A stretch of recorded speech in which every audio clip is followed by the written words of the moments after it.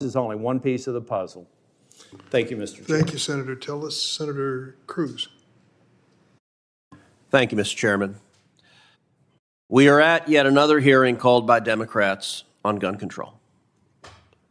Understand that today's Democrats in the Senate, these are not your father's Democrats. There are no moderate Democrats left in Congress. Today's Democrats, when it comes to guns, their objective is to disarm law-abiding citizens. All right, folks, you need to hear this, because what just happened in this Senate hearing with Ted Cruz is something the mainstream media is not going to break down honestly for you. And I'm going to tell you straight up, this wasn't just a political speech. This was a warning. This is only one piece of the puzzle. Thank you, Mr. Chairman. Thank you, Senator Tillis. Senator Cruz. Thank you, Mr. Chairman. We are at yet another hearing called by Democrats on gun control. Understand that today's Democrats in the Senate, these are not your father's Democrats. There are no moderate Democrats left in Congress. Today's Democrats, when it comes to guns, their objective is to disarm law-abiding citizens. They simultaneously embrace policies that release violent criminals from jail. They're not interested in locking up murderers. They're not interested in locking up gangbangers. They're not interested in locking up violent criminals. Instead, they systematically support policies that release violent criminals. By the way, if you are hesitant to believe me when I say this, perhaps you'll believe the mayor of Dallas. The mayor of Dallas, Eric Johnson, who's a friend, is a lifelong Democrat. He's African-American mayor, elected in Dallas, been a Democrat his whole life until just recently. He left the Democrat Party and became a Republican. Now, let me read you why Mayor Johnson became a Republican. Quote, "Unfortunately, many of our cities are in disarray. Mayors and other local elected officials have failed to make public safety a priority or to exercise fiscal restraint. Most of these local leaders are proud Democrats who view cities as laboratories for liberalism rather than as havens for opportunity and free enterprise. Too often, local tax dollars are spent on policies that exacerbate homelessness, coddle criminals, and make it harder for ordinary people to make a living. And too many local Democrats insist on virtue signaling, proposing half-baked government programs that aim to solve every single societal ill and on finding new ways to thumb their noses at Republicans at the state and federal level." I have to say to an ordinary person, the political ideology of today's Democrats makes no sense. Why your priority is disarming a law-abiding citizen, but not going after the violent criminal. And to be clear, it is the radical left that advocates abolishing the police and defunding the police. And when I say there are no moderate Democrats left, the Biden administration has nominated not one, not two, but three of the leading advocates of abolishing the police to senior positions at the U.S. Department of Justice. Every single Democrat on this committee voted to confirm every single one of them, but not just on this committee. Every single Democrat in the United States Senate voted to confirm all three of the Biden nominees, including Rachel Rollins, nominated by the U.S. Attorney in Massachusetts, one of the leading advocates of abolishing the police, as a local prosecutor. She put out a list of violent crimes that she wouldn't prosecute. You know what? We're not having a hearing on the impact of Soros prosecutors releasing violent criminals from jail. We're not having a hearing on carjacking in Washington, D.C., because the Democrat City Council lowered the penalty for carjacking, lowered the penalty for murder. We're not having a hearing on Congressman Henry Cuellar, a Democrat from Texas, who was carjacked in Washington, D.C. at 9:30 at night. We're also not having a hearing on the Antifa and Black Lives Matter riots across the country, because to Democrats, when stores are being looted, when police cars are being firebombed, when police officers are being murdered, that's not a crisis. if they agree with the ideology of the criminals. Instead, their objective is they want to take away the firearm from the single mom who's taking the subway home at night, who that is the only prevention she has against the violent criminals that the Democrats are unleashing. And by the way, to give you an underscoring of it, look, we have a mental health crisis in this country.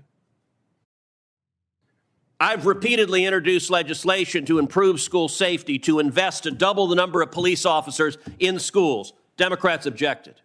To invest $15 billion in mental health counselors in schools. Democrats objected. Their priority is not stopping the criminals. Their priority is disarming law-abiding citizens.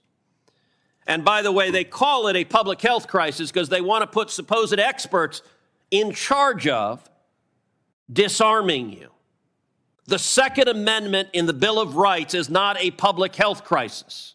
What is a public health crisis is the crime rates that are skyrocketing because Democrats keep letting murderers and violent criminals out of jail.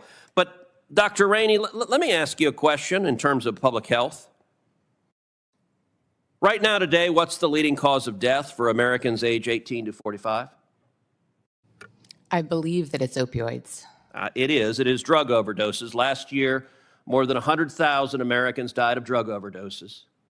70% of that came from Chinese fentanyl that is flooding across our southern border because this administration has opened up our southern border to 8.6 million illegal immigrants, has enriched the drug traffickers. Do you think, Dr. Rainey, that fentanyl flooding across our open border on the south that has killed collectively 100,000 overdoses last year, do you think that's a public health crisis? Absolutely. Synthetic fentanyl is a major crisis, and Senator Reid from my home state of Rhode Island has been a leader in trying to stop the supply of synthetic fentanyl. Except he hasn't, because Senator Reid, along with every other Democrat, supports Joe Biden's open borders, because when we try to secure the borders, they block it over and over and over again. And the criminals who come across, who are taking people's lives, that is because the Democrats refuse to enforce the law. Senator Cruz, equally important is harm reduction to ensure that those who use opioids have access to things like Suboxone or buprenorphine and methadone to help so that they don't use illicit substances off the street. Thank you.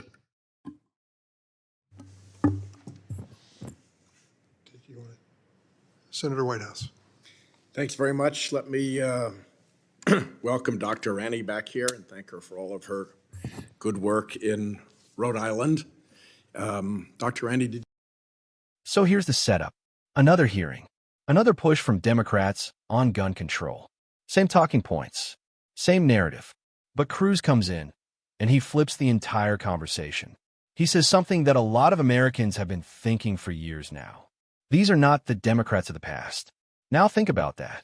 Cruz isn't just criticizing policy. He's saying the entire party has changed. No moderates left. No balance. Just a full-on push toward policies that, according to him, target law-abiding citizens instead of criminals. And honestly, that's the part that hits hardest. Because Cruz makes a very clear argument. Why is the focus always on disarming citizens instead of stopping criminals? Let that sink in.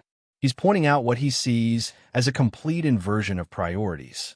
And whether you agree or not, you can't deny that question is powerful. Then he brings in something really interesting. He points to Eric Johnson, the mayor of Dallas, a lifelong Democrat who walked away from the party. That's not nothing. That's a big deal. And Cruz reads Johnson's own words, talking about cities in disarray, talking about leaders who, instead of focusing on safety and opportunity, are experimenting with policies that make life harder for everyday people. Now listen, this isn't coming from a Republican talking point. This is coming from someone who used to be inside that system. Then Cruz goes even further. He takes aim at what he calls the radical left agenda, especially the push to defund or even abolish the police. And here's where it gets intense. He claims that people who support those ideas have actually been placed into positions of power, including figures like Rachel Rollins. Now his argument is simple. If you put people in charge who don't believe in enforcing the law, what do you think is going to happen? And this is where the frustration really builds. Because Cruz says, we're not even talking about the real issues. No hearings on rising carjackings. No serious focus on violent crime in major cities. No accountability when policies lead to chaos. Instead, the focus stays on gun control. And here's the emotional core of his argument. He paints a picture. A single mother riding the subway at night. No security. No protection. Her firearm is the one thing standing between her and danger. And he says, that's what Democrats want to take away. Now, whether you fully agree or not, that's a powerful image because it shifts the conversation from politics to real people. Then Cruz pivots to something even bigger, the opioid crisis. And this is where he lands a major point. Over 100,000 deaths in a single year, mostly from fentanyl.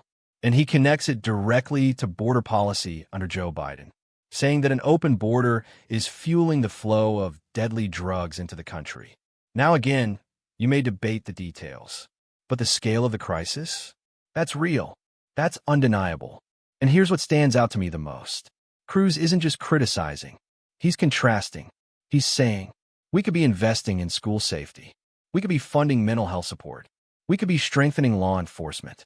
But instead, the focus keeps coming back to taking guns away from citizens.